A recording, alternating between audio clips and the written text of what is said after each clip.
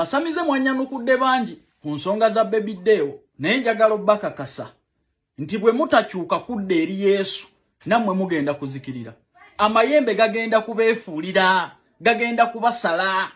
Baby deo essaawa eno ali mu muliro, azikiridde, ali mu GEYEENA. Mama Fiina mukwano gwange olusonjo kyayo bujja kubeera kukotogera bwe sitagamba mazima nti lokoko oyo kyamasabo g'olina weegaane sitaani olokoke ogenda kuzikirira. Gwe Godfather muganda wange oyo lubaale gw'otembeeya ku social media olunaku lwali kwefuulira, ate gwe ndaba ebibyo bibi ne bwe weesiiga ebizigo tonyirira, oli mu lugendo lwa kuzikirira. Mulokoke mudde eri Yesu, bannange tudde eri Katonda. Baby deo yandibadde big example kuba bulijjo ali ku internet kuno agamba nti atunda ddagala ligaba bulamu. Nze namugamba n'agange mu matu nti sitaani akozesa naye agenda kumala akusaze.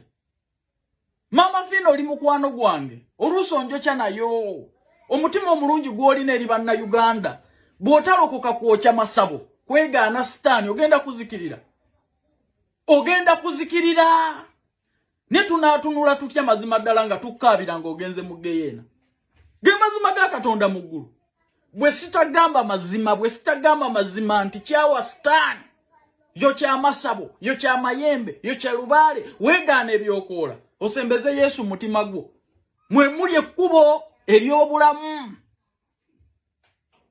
Baby deo ali mu nabbambula wa muliro essaawa eno. Ate nammwe abannyanukula gye mulaga siyinza kubakkiriza kubula olw'okuba Mama Fiina onjo kyayo, olw'okuba Godfather oli mukwano gwange. Nina okugamba ekituufu nti ekkuba okutta effu.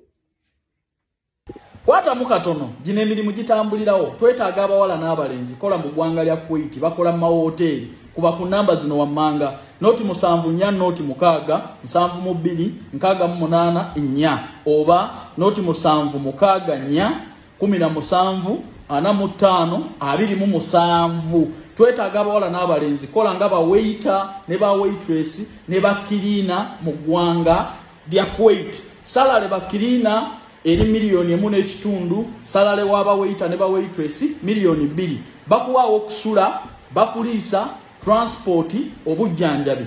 Mbajjukiza n'ekya vacation buli mwaka ekyo kibadde tekiriiwo. Contract ya myaka 2 mutambulirawo, interviews zigenda mu maaso. Ate abakulu ba staff ba Uganda babagambye nti sente zo ziteekamu ng'omaze kulaba ku visa. Bakubireko twesangeyo. Amazima ga Katonda ogenda kuzikirira. Lubaale majini tebiina mukwano. Kyovola bamubisamirira ne mwavuwala. Singa mwaba lubaale mayembe biki mwabasinga obugagga. Ne mwabasinga ebizibu, mwabasinga obwavu, mwabasinga ebisiraani, bisibye abaana bammwe, bisibye families zammwe. Bwe bibanga birungi ddala. Lwaki bibalabize ennaku mu nsi? Mwegaane sitaani, mwokye amasabu, mubeere balamu ennaku zammwe zonna ez'olubeerera. Baby deo ali mu nabbambula wa muliro. Olwaleero anoonya n'amuwa ekikopo ky'amazzi tamulaba, ali mu GEYEENA. Basamize munnyanukudde mu bungi naye nze mbakakasa bukakasa bwe muteegaana sitaani mugenda kuzikirira. Godfather bw'oteegaana sitaani lubaala agenda kukusala tulaba. Lubaala agenda kukusala tulaba. Agenda kukusaddaaka tulaba. Godfather ojja kwetuga. Oteeke wali essimu weetuge. Lubaala akusaddaake ng'ensi yonna eraba. Sitaani si mulungi. Tunuulira abaana bammwe kyabakoze.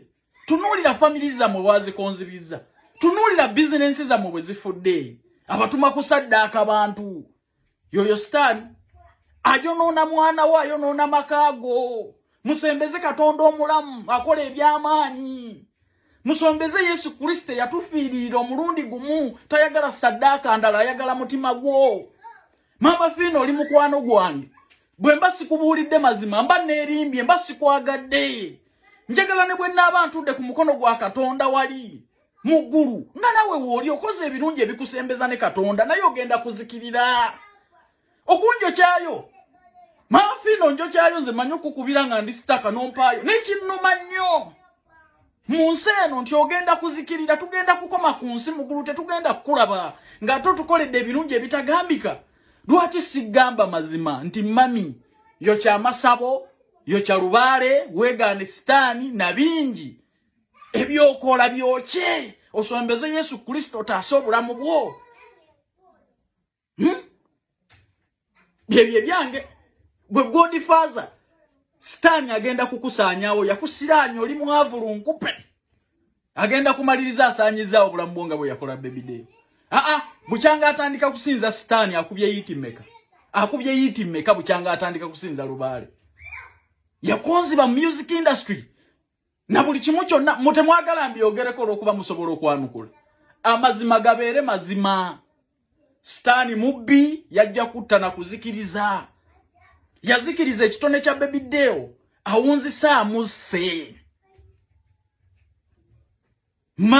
Mama Fina nkwagala nnyo naye lokoko osombeze Yesu Kristo. Lyekkuba ery'obulamu n'amazima. Ne future eri abaana bo n'abantu bo. Sitaani agenda kukuzikiriza. Ebibye tebiwangaala. Baby abadde atugamba agaba obulamu olwaleero ali magombe. Ebyo bye byange.